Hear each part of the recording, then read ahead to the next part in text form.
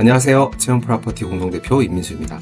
채움프라퍼티는 주택관리를 전문으로 하는 자산관리회사로서 임대인과 임차인 모두가 신뢰할 수 있는 주택관리 서비스를 제공하기 위해 최선을 다하고 있습니다. 주택임대차 계약은 보증금액이 크고 주거와 직접적으로 연관되어 있다 보니 계약 체결 전 내용을 정확히 확인하는 것이 매우 중요합니다. 지금부터 임대사업자와 임대차 계약 체결 시 사용하는 표준 임대차 계약서의 내용을 영상으로 설명드릴 예정입니다. 영상을 끝까지 보신다면 표준 임대차 계약에 대한 중요한 내용들을 이해하실 수 있을 테니 끝까지 함께 해주세요. 그럼 지금부터 시작하겠습니다. 청년안심주택 또는 공공지원 민간임대주택 등 임대사업자와 임대차 계약 체결 시에는 민간임대주택 특별법에 따라 표준계약서를 사용해야 합니다. 임대사업자는 계약 전 반드시 본 계약서를 임차인에게 설명한 후 상호 날인해야 하고, 청년안심주택의 경우 직접 계약으로 공인중개사가 없으므로 두 부를 날인하게 됩니다. 화면을 통해 보시는 것이 표준 임대차 계약서로서 총 6족 분량이고 5가지 영역으로 구분되어 있습니다. 5가지 영역은 계약 당사자란, 공인중개사란, 민간임대주택의 표시, 계약의 조건, 개인정보의 제3자 동의서로 구성되어 있습니다. 그럼 표준계약서를 직접 보며 설명을 시작하겠습니다. 계약 당사자란은 임대인, 임차인 정보를 기재하고 서명, 날인하는 영역입니다. 임대사업자의 계약서에 대한 설명을 모두 들으신 후 연락처 포함 임대인 정보가 정확히 입력되어 있는지 꼼꼼히 확인하시기 바랍니다. 이후 임차인 정보를 입력하시고 서명 또는 도장 날인하시기 바랍니다. 이때 임차인 주소란은 반드시 계약 체결 시 등기부등본상 주소를 기재하셔야 하고, 임차인 계약 날인 이후 계약금을 입금할 수 있도록 준비하셔야 합니다. 공인중개사란은 임대인, 임차인이 직접 계약하므로 설명을 생략하겠습니다. 1페이지 하단 박스에는 임대사업자의 3가지 의무가 적혀 있습니다. 첫 번째 의무는 임대 기간 중 민간임대주택 양도 제한입니다. 보통 임대사업자는 8년에서 10년간 의무 임대기간을 준수해야 하는데, 그 기간 동안에는 임대주택을 임대로만 사용해야 하고 타인에게 양도할 수 없습니다. 두 번째 의무는 임대료 증액 제한입니다. 임대사업자는 임대료 인상 시 최대 5% 범위 내에서 관련 법에서 정한 증액 비율을 초과 청구할 수 없습니다. 그리고 최초 계약 또는 임대료 증액이 있은 후부터 1년 이내에는 추가로 증액을 요청할 수 없습니다.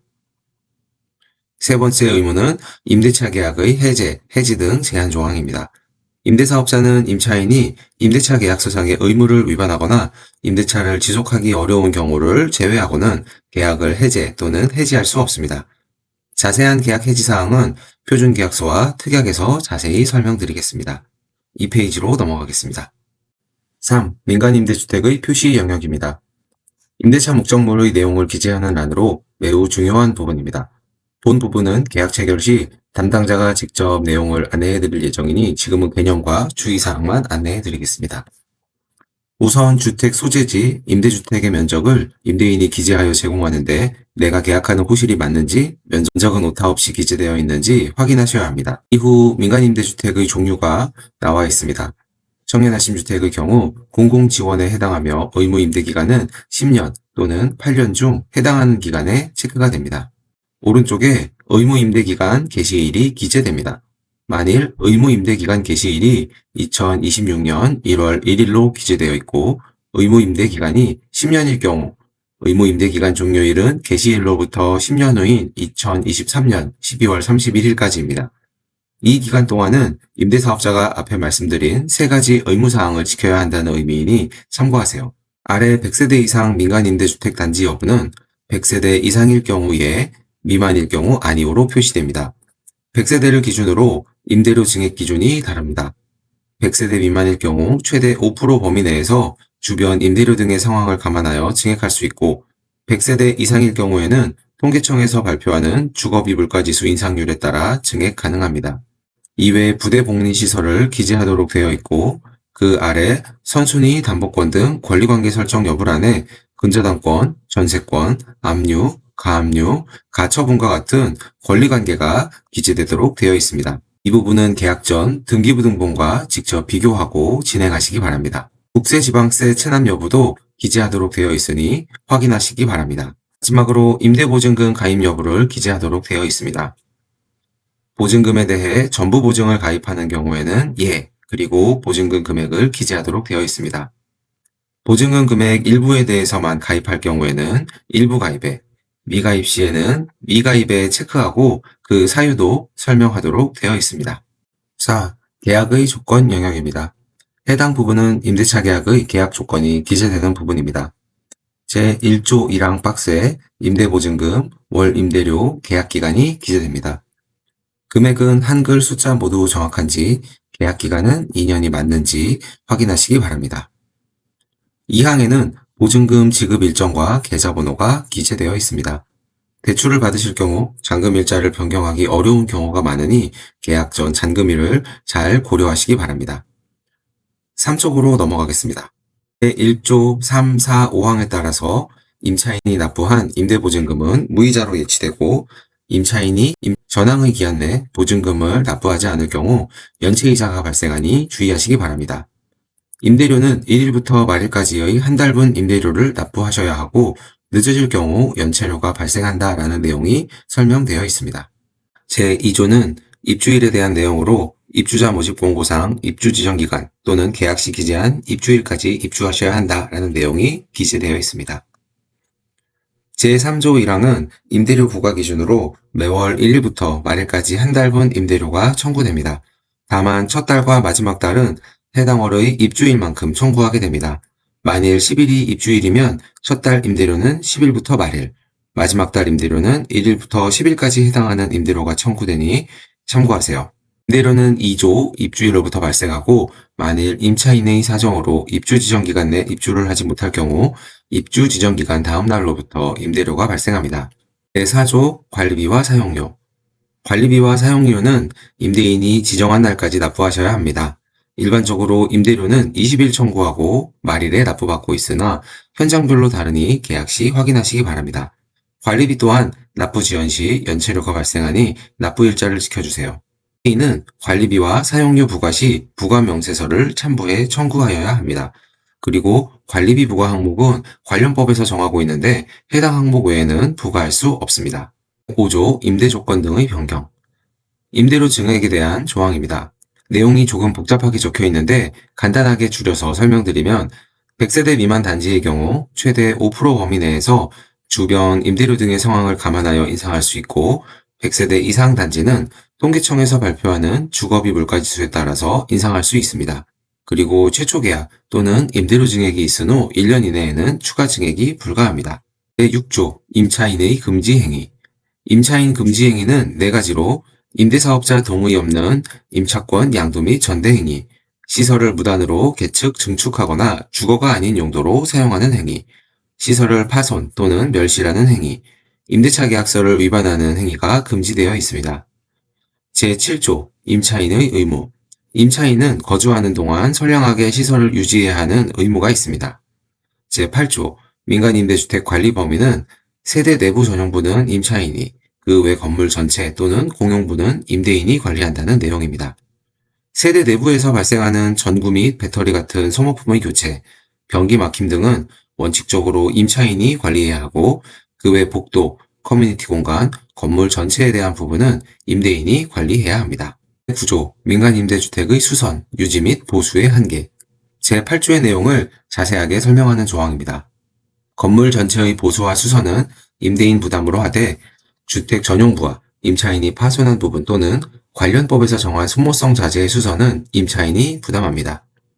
예를 들어 전용부의 전구 및 배터리 같은 소모품의 교체, 변기 막힘 등 사용 중 발생한 고장, 임차인이 실수로 파손한 전용부, 공용부 부분은 임차인이 부담해야 합니다. 4페이지로 넘어가겠습니다. 사항에 따라 전용부 소모품 중 벽지 및 장판, 전등기구 및 콘센트는 10년 주기로 임대인이 보수합니다. 참고로 가장 문의가 많은 빌트인 가전의 경우 임차인의 잘못된 이용, 실수로 인한 파손인 경우는 임차인이 수선비를 부담하고 그 외의 경우는 임대인이 부담합니다. 따라서 고장 발견 시 임의로 조치하지 마시고 시설관리사무실에 연락해 고장 원인을 확인 후 보수해야 하니 주의하시기 바랍니다. 에는 원상복구 대상 선정 및 수선비 산출에 대한 내용이 기재되어 있습니다. 원상복구 대상은 임대인, 임차인이 함께 입회하여 확인하여야 하고 수선비는 실제 소요되는 수선비를 기준으로 감가상각을 감안하여 산출합니다. 해당 부분에 대한 자세한 절차는 입주 시 다시 한번 설명드리겠습니다. 10조 임대차 계약의 해제, 해지 및 손해배상 1항의 1에서 8번은 임차인의 원인으로 임대인이 계약을 해제 또는 해지할 수 있는 경우입니다. 1. 거짓 또는 부정한 방법으로 민간임대주택을 임대받은 경우 대표적으로 무주택 등 임차인 자격을 속이고 계약한 경우입니다. 2. 임대사업자 귀책 없이 입주일로부터 3개월 이내 입주하지 않은 경우 3. 월 임대료를 3개월 이상 연체한 경우 4. 시설을 임대인 동의 없이 개측, 증축한 경우 또는 주거로 사용하지 않는 경우입니다. 주거로 사용하지 않는 경우 중 대표적인 사례는 에어비앤비를 통한 임대 등이 있습니다. 5. 시설을 고의로 파손하거나 멸실한 경우 6. 공공지원 민간임대주택, 즉 청년안심주택의 경우 주택 및 차량 보유 기준과 특별공급의 자산 및 소득 기준을 초과한 경우가 해지 사유에 해당합니다. 단, 상속, 판결, 혼인 등 일시적 다주택의 경우와 공공지원 민간임대주택 선착순 입주자의 경우 예외 조항이 있으니 참고하시기 바랍니다. 7. 현재 청년안심주택 거주 중인 임차인이 다른 청년주택 또는 공공임대주택에 중복하여 입주한 경우 8. 임대차 계약서상의 의무를 위반한 경우가 계약 해지가 가능합니다. 이 항은 반대로 임차인이 임대인에게 계약 해제 및 계약 해지가 가능한 조건입니다. 1. 서울시장이 인정할 정도로 중대한 하자가 있는 경우 2. 임대사업자가 시설을 파손한 경우 3. 임대사업자의 귀책으로 입주일로부터 3개월 이내 입주가 불가능한 경우 4. 임대사업자가 임대차 계약서상 의무를 위반한 경우 5.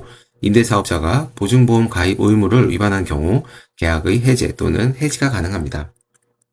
만일 위 조건에 따라 계약이 해제 또는 해지될 경우 그로 인해 입은 피해는 상대방에게 손해배상을 청구할 수 있습니다.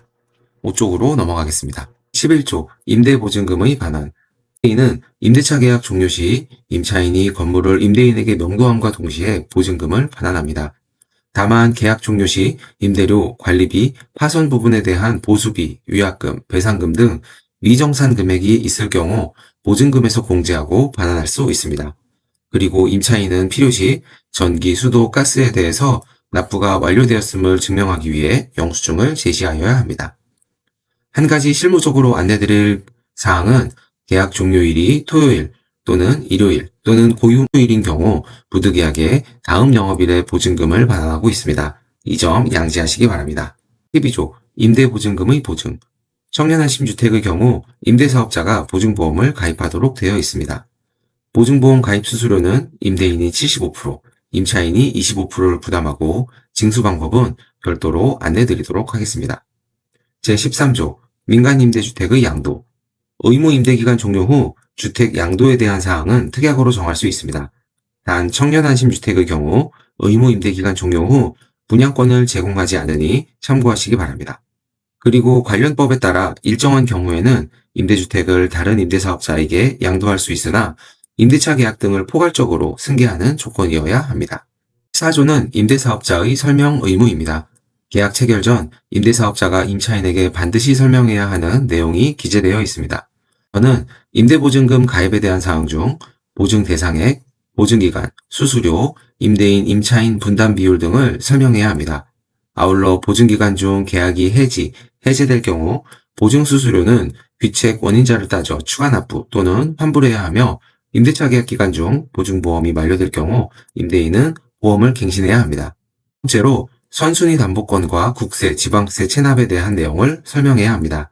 이외 임대료 증액에 대한 내용, 임대차 계약의 해지에 관한 내용을 설명해야 하며 6번은 대부분의 청년안심주택에는 해당하지 않으므로 생략하겠습니다.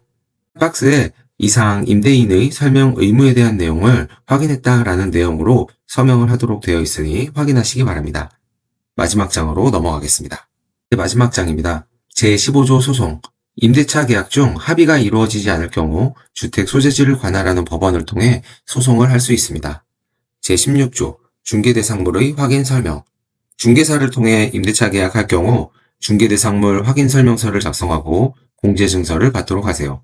다만 청년안심주택은 공인중개사를 통해 계약하지 않으므로 본 조항은 해당하지 않습니다. 제17조 특약. 본 표준임대차 계약서상에서 정하지 못한 부분은 특약을 통해 별도로 정할 수 있습니다. 청년안심주택의 경우 별도 특약을 체결하고 있고 상세 내용은 특약편에서 설명드리겠습니다. 주택 월세 소득공제에 대한 안내가 기재되어 있습니다. 자세한 내용은 국세청 콜센터를 통해 확인하실 수 있습니다. 개인정보의 제3자 제공 동의서. 임대차 계약이 체결되면 임대사업자는 국토부 장관, 서울시장, 구청장, 주택도시보증공사 등의 임차인의 개인정보를 제공하게 됩니다. 제공 목적은 임대주택에 대한 정보를 제공하기 위함이며 임대차 계약 종료일까지 제공받은 자의 정보를 이용할 수 있습니다. 해당 사실에 대해 동의한다라는 동의 서명란이 있으니 확인하시기 바랍니다. 이로써 표준 임대차 계약에 대한 설명이 완료되었습니다. 계약 특약편은 별도로 준비되어 있으니 계약 체결 전 해당 영상도 반드시 시청해주세요. 생소한 단어와 내용이 많아서 어렵겠지만 중요한 계약인 만큼 조금이나마 이해에 도움이 되었으면 좋겠습니다. 오랜 시간 들어주셔서 감사합니다.